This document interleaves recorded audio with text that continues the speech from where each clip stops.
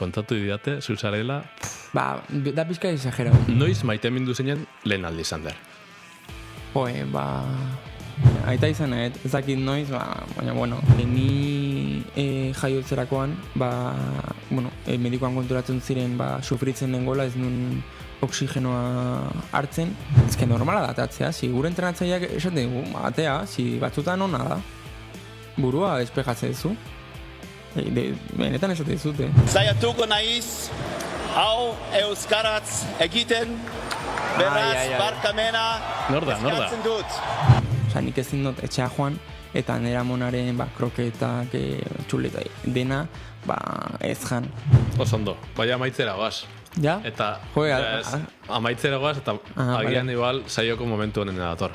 Match podcasta, kirolarien beste aldea. Basktin Fundazioak babestutako saioa. Ander, Zepas, Zapiko. Kaixo Ander, ongi etorri. Kaixo zemuz. Ondo, oso ondo. Gogotxu, elkarrizketa da saio honekin martxan jarteko. Venga, hasiko gea. Zu, nola zatoz? Ondo, bueno, bizkanek aduta datzo bidaiatu nuen eta gaur, bueno, goizez etorri behar izan dut, baina, bueno, ondo, dena ondo. Hau da goi mailako kirolariaren bizitza, ezta? Ez da dena polita. Egia da, bueno, jende bakarrik, aian partidoa domina ikusten dituela, baina gero lan eta batez ere bidai asko daude atzean.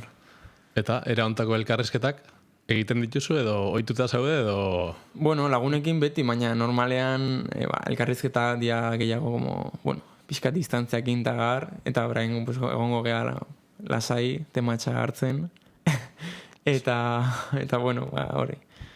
Zu aurreratu zara, elkarrekin egon gara horre sukaldean prestatzen tematxa, ausartuko zara? Gure gonbiatu guztiei eskaintzen dizuegun tematxa probatzera? Bai, noski, ausartzen naiz. Ja, zer nolakoa dagoen? Ni guztoko dute. Zintzotasun ez, Bai, normalean, ez da lehenko aldi hartzen dutela, normalean izotzakin hartzen dut. Baina baita ere egia zen normalean azukar gehiago agian... Sosotxo dago? Konparatzen bai bestekin, hartuan bestekin, bai. Baina, bueno, ona dago. Bueno, tematxa hartu dozu, eta beti jateko zerbait ere jatzen dizuegu. Gaur goizean goiz gabiltza programa grabatzen, jango duzu zerbait edo... Gozalduta tornez dagian gero, Bueno, saioan zehar gozea baldin badukazu, hortxe gazirik ez. Gozo pixka bat, txokolate pixka bat, pasta batzukin eta fruta. Bueno. Gogoa baldin badukazu libre, hartzeko. Vale. Eskerrik asko. Bueno, gozalduta zatozela esaten duzu. Kasualidadez edo kuriositatez hobeto esan da. Zer gozaltzen du, Ander Zepasek? Jo, depende egunean, baina etxean egunean beti arrotzak ateitut. Ez dakit, dakat kostumbra arrotzak ateko, baina gero baita ere egunerokoan egia zen ogia, bazakit, ogia, tipika tostada, zaten dena, hori hartzet kafe batekin, eta, bueno, fruta, normalen baita ere fruta zati bat. Asko zaintzen duzu, zure elikadura? Bueno, saiatzen naiz. Egia esan, 2000 eta, ezakit, Parisen joko olimpikotatik, urte hartan, hasi nintzen nutrizionista batekin lan egiten.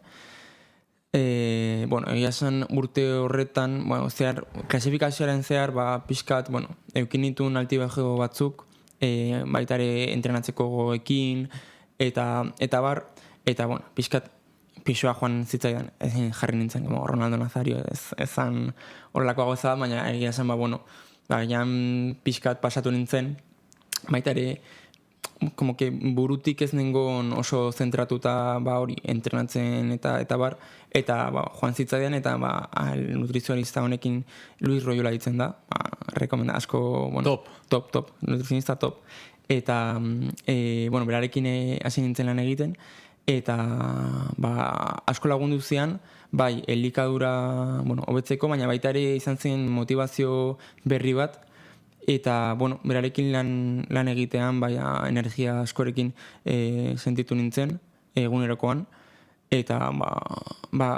ez nate esan pixu bat edo beste auki bar duanik beto jolasteko, baina... Beste energia bat daukazu, hori da, batez ere hori. Gu bakarrik errendimendua bilatzen dugu, ez dugu bilatzen Instagrameko argazkia. Bilatzegu, gure kirolean oberenak izatea, eta elikadura parte garrantzitsua da. Zaintzen duzu, baina kapritxorik izango duzu, ez da? Gaur bezala olako txokolate pixka bat, eta zeintzu dira zure kapritxoak, elikaduran? Nik ezin dut etxea joan, eta nera monaren kroketak, txuleta dena, ez jan. Eta orduan, hoi edian nire kapritxoak, nire amona egiten dizkidan janaria, disfrutatzea. Ai, amonak, eta itonak, ze garrantzitsua diren gure bizitzen, Eta ze ondoko zinatzen duten. Batez ere gaina nire amona izan zen, sukaltzailea. Amona izan aparte, sukaldaria baldima. Sukaldaria, pasote. Increíble, karagarria, bai. Oso, ondo. Hemen lasai hasi gara konbertsazioan, eta tematxaren bueltan, janari baten bueltan, baina abisatu dizugu, hau ez dela elkarrizketa normal bat, eta ez da elkarrizketa eroso bat izango. Bueno. Prestatuta zatoz? Zu goimeako kirolari bat entrenatuta egoten da sufritzeko, ez da? Bueno, prestatuta torri behar nahi orduan, prestatuta nago. Prest zaude matxen galderak erantzuteko? Venga, oazen.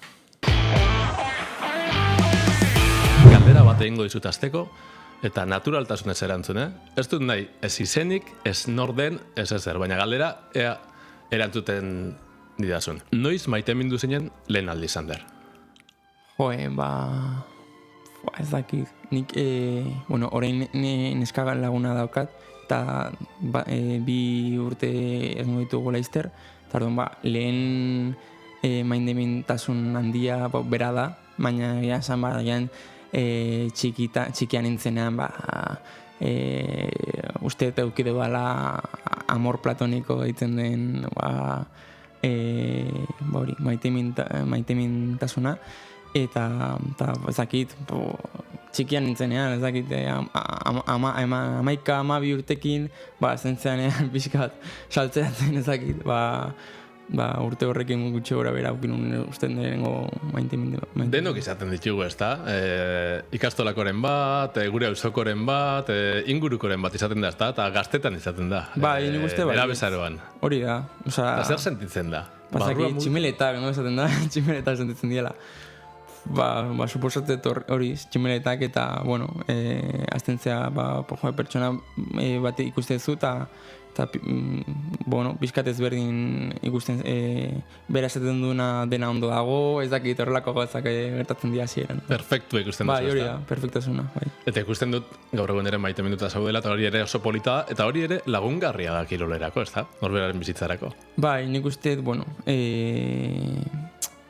asko laguntzen dira, nire lesken laguna, batez ere, kiroletik kanpo bizitza egiteko, azkenean bestela beti gaude gure kirolarekin buruan, eta, nik uste ez dela, obsesio hori batzutan ona da, ze laguntzen dizu hobetzeko, baina baita ere, beste gauzak eukitzea garrantzitsua da, eta baita ere bizitza normal baten bilakaera niretzat neskalaguna ukitza da, eta agian umeak ukitzea urte batzu barru, ez dakit.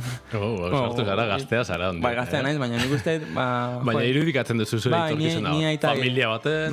Aita izan nahet, ez dakit noiz, baina triplea bota da, baina agian... Polita, ba? Nire uste... Garbi dauzkazu gauzak. Bai. Gustatuko litzaizuke etorkizun batean familia bat eraikitzea. Bai. Hori eguneko bai. Oso ondo. Begira ze ondo. Erantzun diguzu lehenengo galdera, inengo arazo gabe. Ez. Gai tabuak izaten dira, baina naturaltasunez hitz egitea garrantzitsua da. Bai. Eta matxen, bigarren galdera, ondorengoa. Ranking bat egin nahi dugu zuekin, kirolari guztiekin, eta jakin nahi dugu zuentzat, pixkat, euskal kirolarien artean norden sex simbol bat. Toma ya. Eta, orain jarri bat naiz... Ranking bat. Pista bat emango dizuet. Aurreko gonbidatuak nahi azkudairek Alex Remiro esan zuen. Alex Remiro.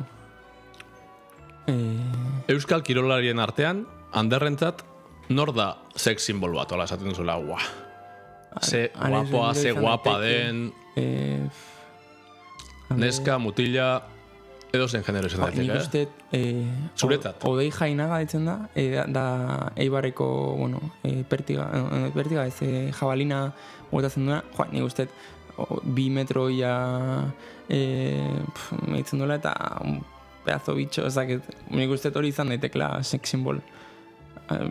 Beno, katxarro, Bastimekoa da. Bai, ezagutze, Madrilen egon da batzutan, eta, koinzitze dugu, kaixo agur, baina, bueno. Odei gure laguna da, Bai. Matxeko elkarrizketa bat egin genuen berarekin, eta hau seguro nagoen zengo duela.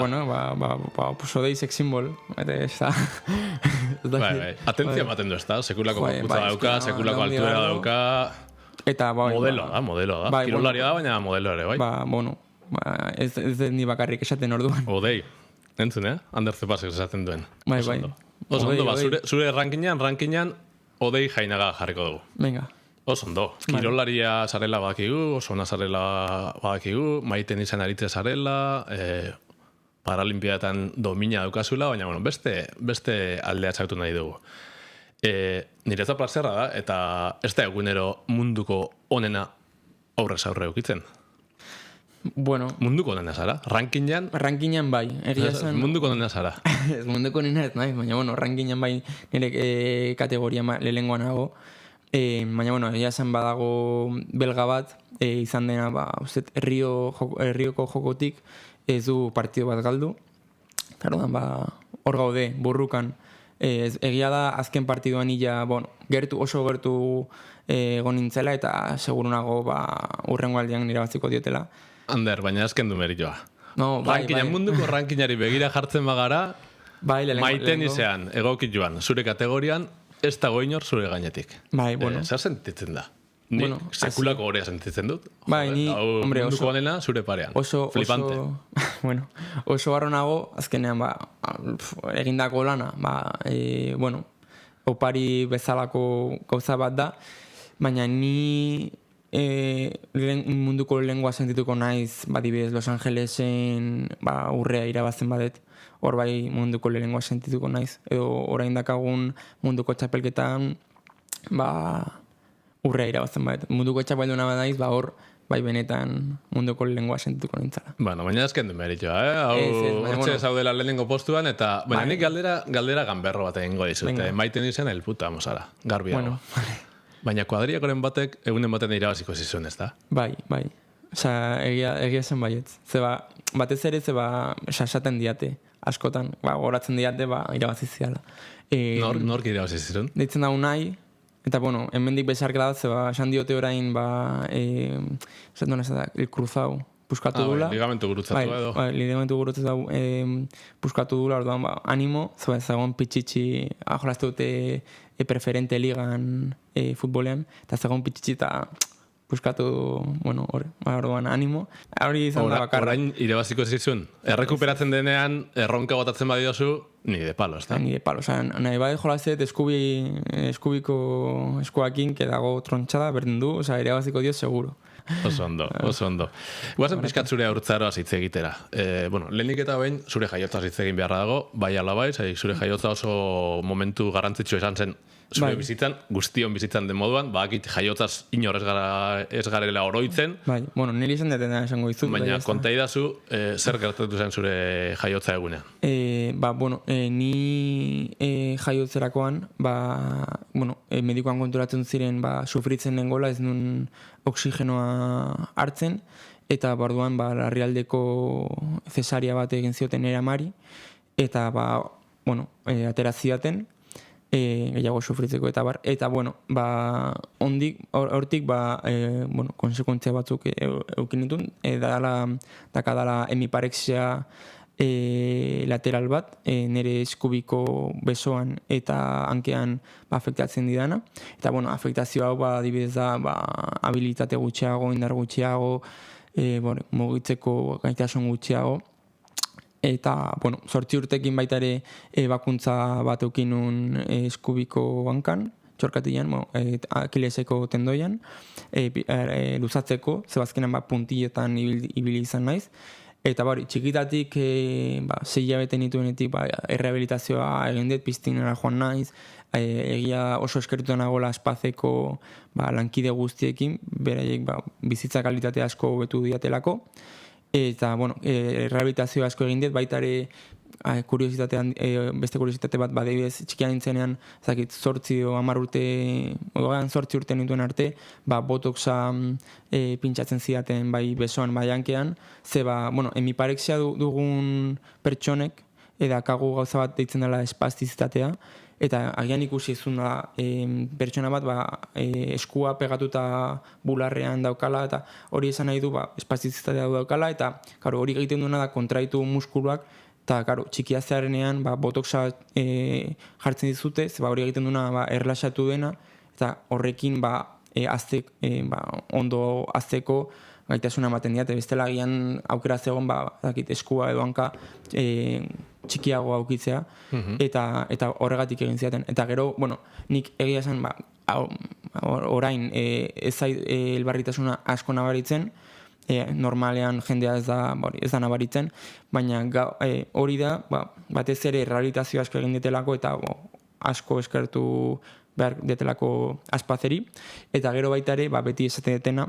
kirolak bizitza asko betu dialako, eta beti elkarrizketa guztietan, eta esatet, jende guztiari kirolak egin behar du, baina desgaitasuna ditugun pertsonek, handiz gehiago egin behar dugu, batez ere bizitza kalitatea hobetzen digulako, eta baita ere nik arronago batzuetan ume batzuk edo guraso edo desgaitasun duten pertsonak edo gertu dakaten pertsonak idatzi deatela mezu bat Instagramea edo lagundu diazu eta motibatu diazu hau egiteko eta niri hori hori positiboa ze ez da bakarrik nire bizitza baita ere motibatu beste bizitza kalitate bat hobetzeko eta orduan hori topea da. Polita. Rankingeko lehenengo postura igo zinenean, hau da, rankingen lehenengo leku hori hartu zenuenean, egorik sentitzen da, momentu horretan, edo adibidez Parisen domina balortzen duzunean, egorik sentitzen da, edo ez, edo apala eta humila zara. Sentituko da zerbait ez da? Bai, a ber, ni lehen esan dizu bezala, lehenengoan jartzen rankingan ez nun ego handirik sentitu. Hori niretzako berdin zait egia esan.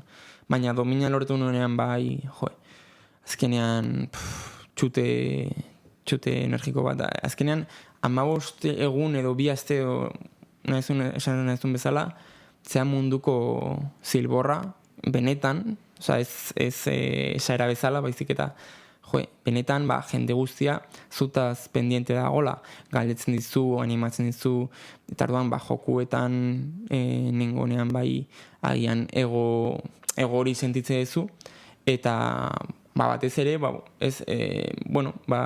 jendeak horrela sentitzen egiten zaitu delako, eta gero egia da, urrengo hilabeteak jokuak eta dena pasa, dia oso gogorrak, ze voltatzen zera errealitatera, eta egiten duzu plof bat, eta nik beste taldekide batzuken itzegin eta berdina sentitu dute. Bereziki kirol minoritarioetan. Horregatik zaudete podcast honetan, kirol minoritarioak bizibilizatzen nahi ditugulako, eta urtean zehar edo urteetan kasurik ere ez dizuegu egiten, eta gero dominak iristen denean denok zuen atzetik.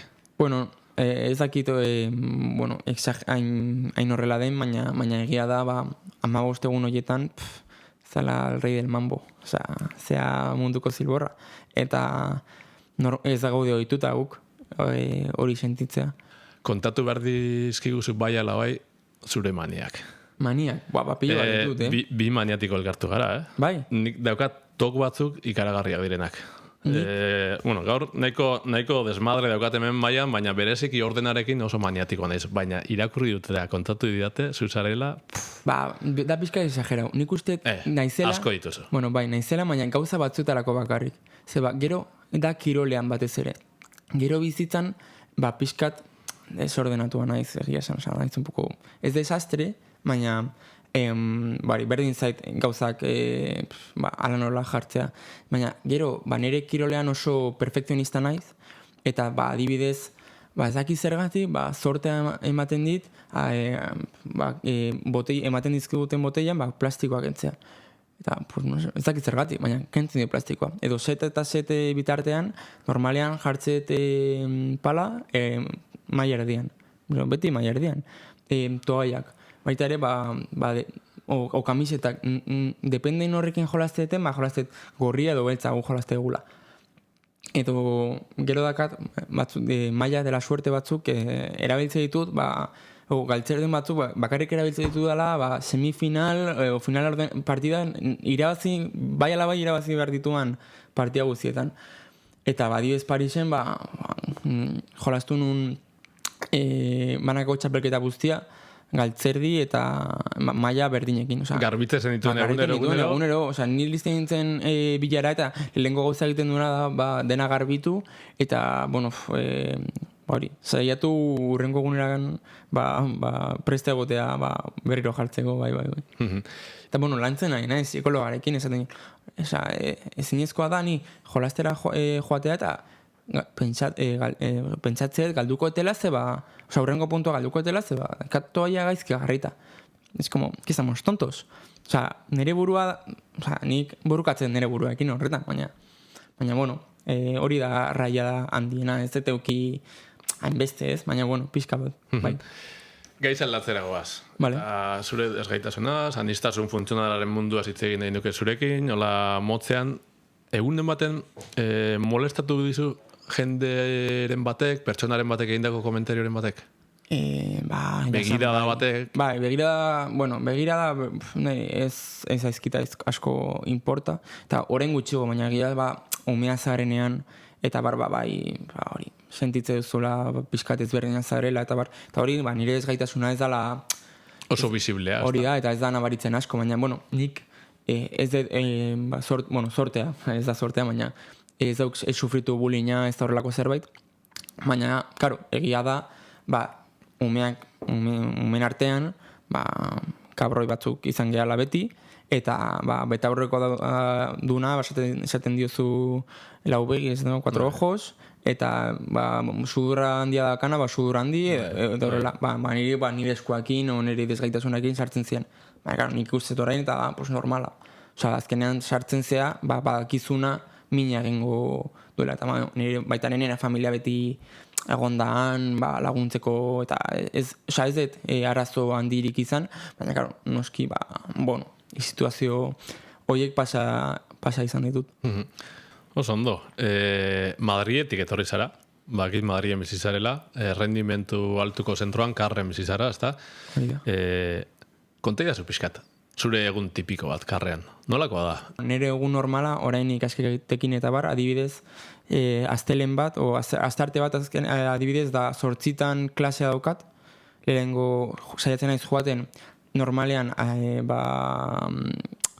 klase bat edo bitara, 8 klase dakat, Ade egiten ari zara. Ade egiten ari zara, inglesez, eta ondo, ja bukatzeko gogo askokin, eta hori, 8 klase, 10 arditan edo 11etan entrenatu, ordu bat arte, gero, adibidez, gero jan, 4 beste entrenamendu bat, 6 arte, 6tatik 7tara, 7 orden gutxitara fisikoa egiten dugu adibidez, eta gero batzutan baita ere klasea dakat arratseletan, ditu orain 3. eta 4. asignaturak, eta orduan, ja bukatzeko gogoa, baina azken nago egun guztia gauzak egiten, eta gero egia da, aste azkenetan dakagula arratsaldea librea, eta orduan hor deskantzatzen dugu, eta egin dezakegu beste plan batzuk, eta baita ere ikasketak depende egunean batzutan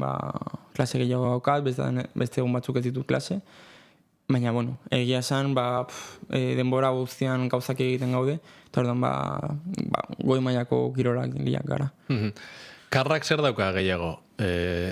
Unibertsitate residentziatik edo kuartel militarretik? Kuartel militarra niretzako ez da. Zebazkenean Karo, ni... Disiplina asko dago. Bai, disiplina asko dago, baina ni petxazet, si bakarrik kirola egiten badet, ondo bizit, eta ez da ez biziko estresauta edo... azkenean, esnatzen zea, entrenatzen zu, goizean aldi bat, arratsaldean beste bat, gimnasiora zoaz, eta azkenean, 5-6 ordu, baina gero, beste egun guztia libre, gutxo gora bera liderakazu, deskantzatzeko gauza da orain, ikasketekin eta bar, denbora gutxiago daukadala, beste gauzak egiteko. Baina bestela, ez da... Baina irten zaitezke, aste azken arratsaldea zendidazu libre daukazula, ezta? Aste arte baten gogo baldin mokazu lagun batekin afaltzera joateko bertatik kanpora, parranda bat egiteko. Parranda ez, karo, hori ez. Orduan, zeatik, unibertsitate residentziatik ez daukaz, residentzia parranda izaten dira. Bai, orduan bai. Alde hortatik bai. Baina gauza da... Guia ez dakagu batzutan ez da ateratzeko gogorik. Azkenean bai, asteburutan eta bara adibidez baldin badakagu asteburu bat libre, atera gaitezke. Eta horrez dago kontrol handirik, sortzi urte ditu, handia, ez da... Baita ere umeak daude, 15 urteko umeak daude, eta horiek badaude kontrolatuagoak. Baina... Parrandare bat egin duzu, Ander?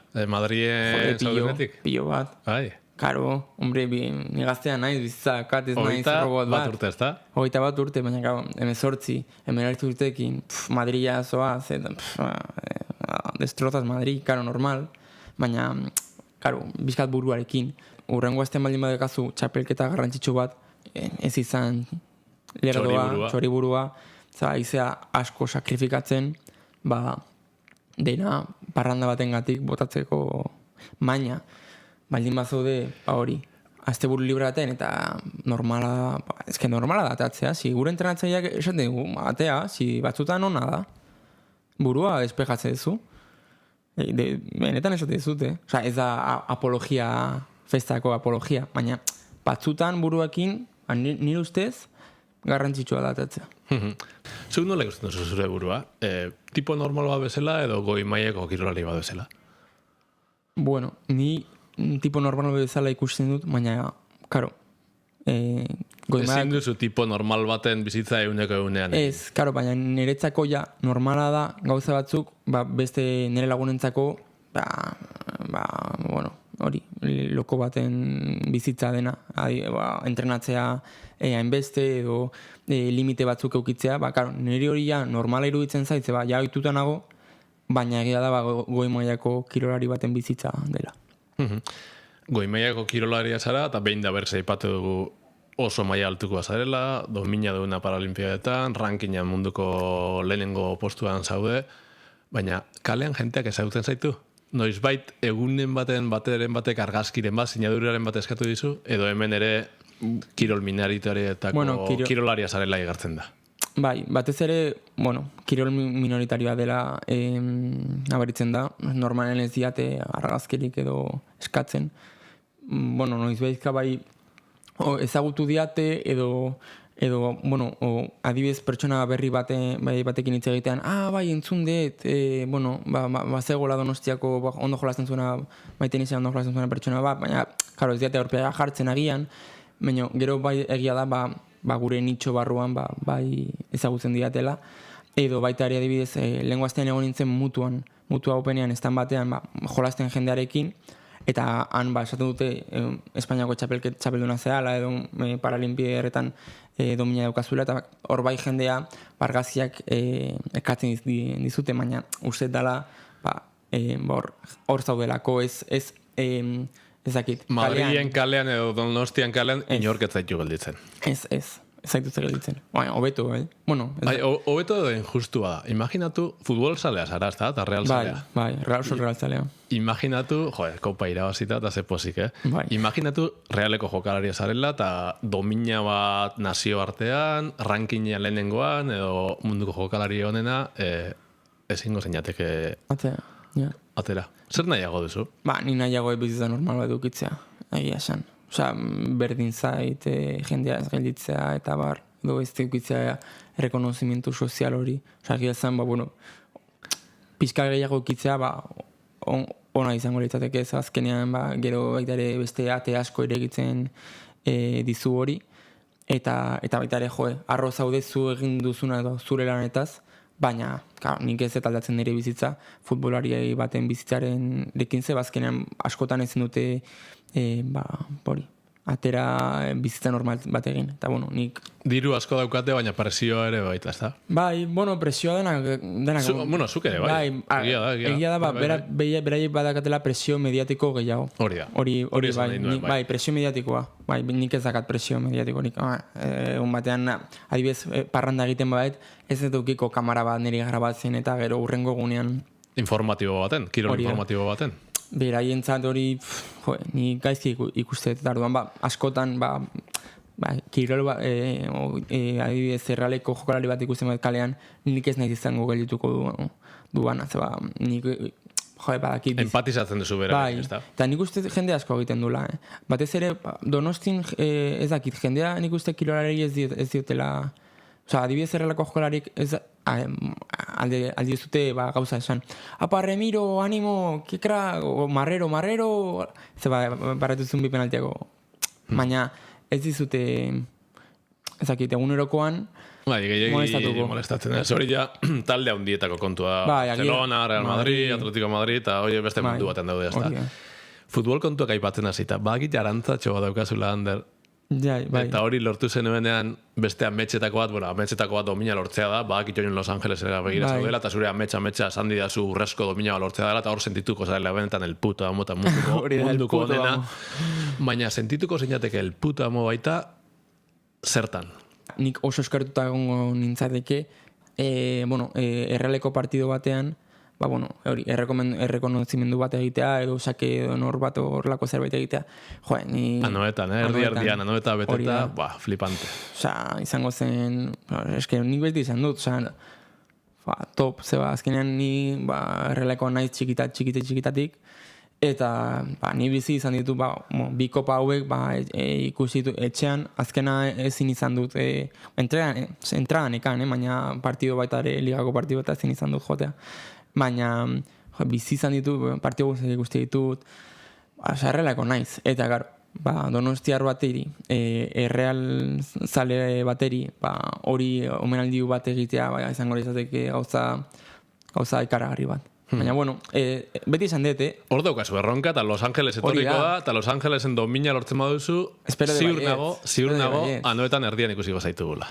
Eta entzungo dute, hau, ni saiatuko naiz domina lortzen. Eta urrezko baldima da, baina urrezko aspaldima da ere, dominarekin itzultzen bazara, seguro nago, anoetan ikusiko zaitugula. Nik, tokar madera, o ezakit egin bar dugu, baina ni saiatuko naiz dena mangoet, lan guztia egingoet, domina lortzeko, eta, gero, Gero-gerokoak, baina... Ametxak betetzeko daude, Eta azkena, nun ikusten du Anderrek bere burua?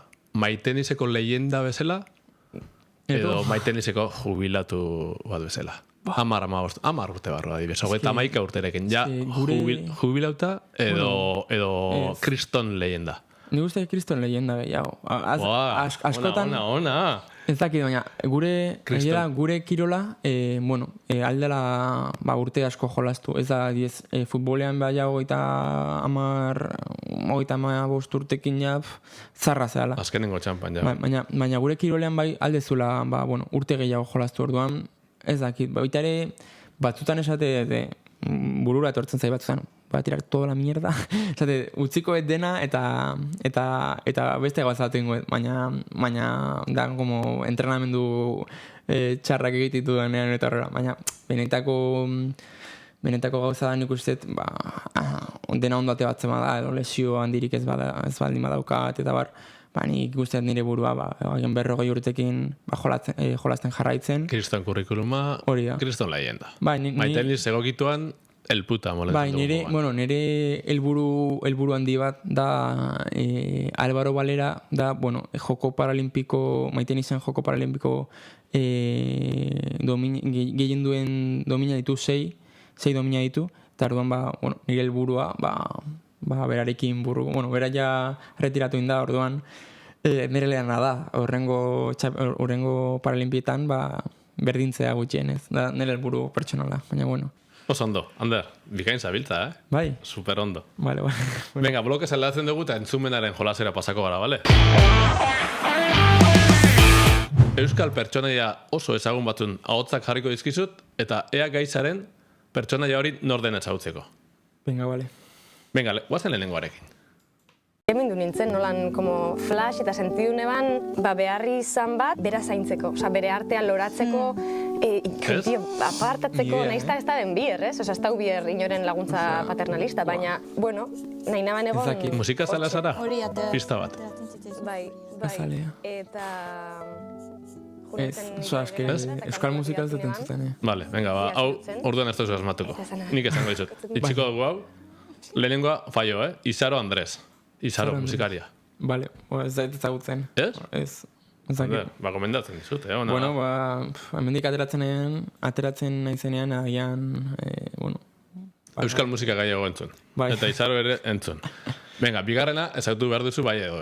Zaiatuko naiz, hau euskaraz egiten, beraz, barkamena eskatzen dut.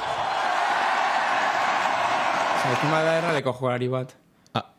No? A ver. Egingo ditudan akatzegatik. Sí. Javin Matarazet. Hombre. Javin Matarazet, claro. Realista otek nolaztu esautuko bere liderra, bere... No, bai, claro. Matarazzo. Harintzen pentsatzen, agian zela horri Oskarson, eta zango zula, nego nintxoiten, abesten bazu. Bere kantua, ezta? Hori da, baina bai. Ondo, Rino Matarazzo, realtzalen heroia, Marzen hirugarrenarekin.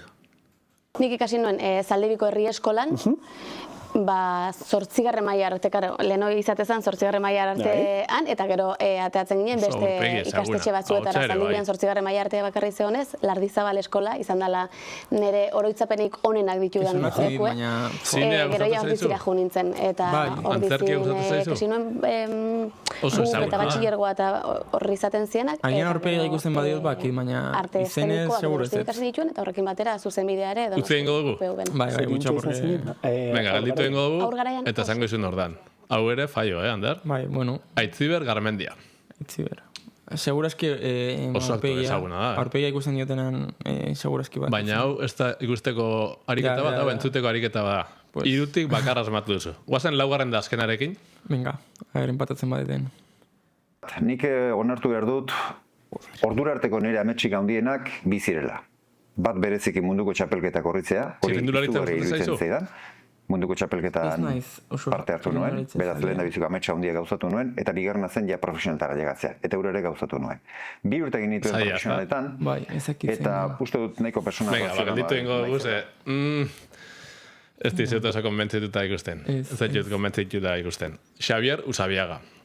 Hau, aurkezlea da, telebista aurkezlea, Euskal Telebistan, txirrindularitza probak egiten dituena, eta oso ahots ezaguna da. Zuretzat agian ez? Bueno, ahotsa sonatzen zitzaidan, baina ez nekien zein zen. Ander, lehen esan didazu denean zarela ona, baina entzumenean paketillo, paketillo. Pakete total. Bakarra asmatu duzu. Eta zelako erralekoa bestela ez nuen asmatuko. Ai, Ander. Ja zure alde zainuna harrapatu dut, entzumenean flojillo.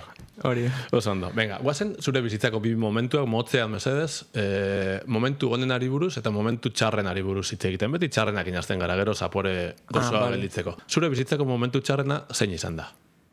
Nire aitona monak hil zirenean, izan ziren nire momentu txarrenak, biak kanzerra bizia izan zen. Ikuste hori izan dela nire momentu gogorrena edo bizi duten. Azkenan nire familiarekin oso lotuta nago, oso pertsona familiar bat naiz.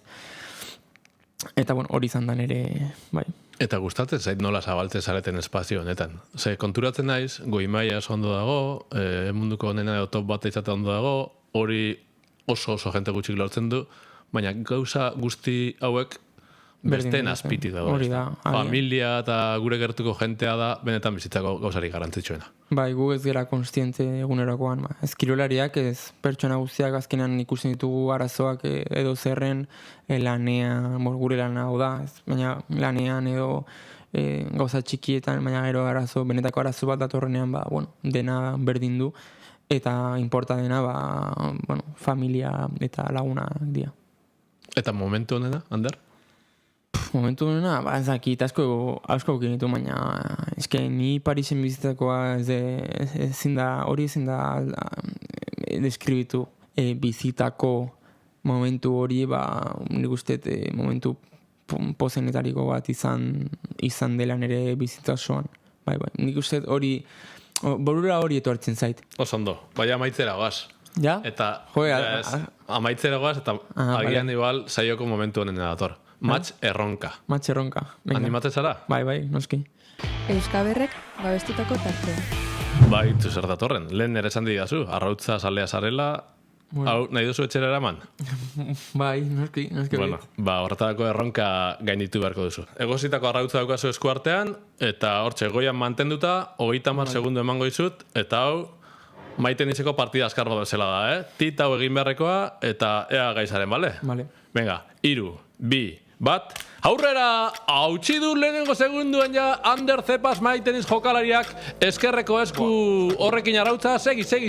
Beldurri gabe, 8, 9, 10, venga, hemen askartasuna eta abilezia nahi dugu ezagutu, eta hau oso jokalaria bila da, Rankinen munduko onena eta arrautzak zuritzen ere, hortxe da, munduko onena izatera bidean, 19, 20, 21, 22, Ander Zepas eskua bila, eskerra eskua, eta 25, Bai. Ez. Venga, gontzate emango dugu. Bai. Segundutxoa joan zait, Ander Zepas, 26 segundu eta 80 Joe. Ander, makina, Nola jartzen daiz errankinean. Lehenengo. Bigarren denboraldi honetan bai, nahiatzen gai izan. Vale. Gero egingo dugu rankin osoa, denboraldia maieran, iazko denboraldikoak eta aurten, baina aurten lehenengo. Bueno, proposi. Makina, A ver, begarren. Bueno, abilesi aldetik ondo zabiltza. A ver, indarra. Hau ja komplexua da, Lehen esan dizut, bakarra izan dela gai, arrautza apurtzeko. Venga, emango dizut arrautza, goitik eta behetik, Ander, trampa egin gabe, goiko puntutik eta beheko puntutik. Vale. Eta jarri gora hori da. Eta emango dizut beste 30 segundu, bale? 3, 2, 1, aurrera! Ander Zepas abilezia atletik ondo, baina kostatzen ari zaio maiteniz jokalariari arrautza hori austea, 9 segundu, 10, 11, venga, gimnasioko lan hori hobetu beharra dago, Abilezia bai, munduko dena bai, baina indar aldetik, venga, Ander, 20, 21, 22, venga, azkeneko alegina, Hau munduko txapelketa da, venga, arrautza gauzteko 26, 27, 28, 29, 30, Ander, zure ahultasen guztiak ateratzen ari nahi zaio honetan, entzumena, flojo, indarra flojo. Entrenatzaileari esan behar, gimnasio gehiago sartu behar da. Nire preparado fizikoari izango diote. Oso ondo. Bueno, ez da erresa. Zazpi gonbidatu pasazarete eta bakarra izan da gai hori hausteko. Eta eskaladore da. Bai. Esku batzuk auki ditu. Behatzak oso potenteak. Karo, ez da edozein. Ander, esan didazu arrautza zalea zarela eta beira, munduko arrautzarik onenak. Hau guai direla top bat. Euskaber, arrautzak oparituko eskizut, bakitze da gustatzen zaizula. Eskerrik asko. Zer egingo duzu arrautzekin? Egiten normalean tortilla, eta sartzi dut batzutan jamoia edo gazta, eta orduan, egingoet. Oso ondo, amaitu da saioa, edo amaitzera doa. Azkar pasazait, egia esan. Zer modu sentitu zara? Ondo. Saio berezi honetan? Nik uste ondo askatuta, eni izan naizela. Hasieran bai agian pixkat urduri, baina ondo. Eta ondo pasazait. Oso ondo. Guk ere oso ondo pasatu dugu. Plazerra izan da maiteniziko jokalari puskau ezautzea, pertsona puskau ezautzea, eta onena opa dizugu, Ander. Eskerrik asko. Sortarik onena. Eskerrik asko. Zuei. Match podcasta. Kirolarien beste aldea.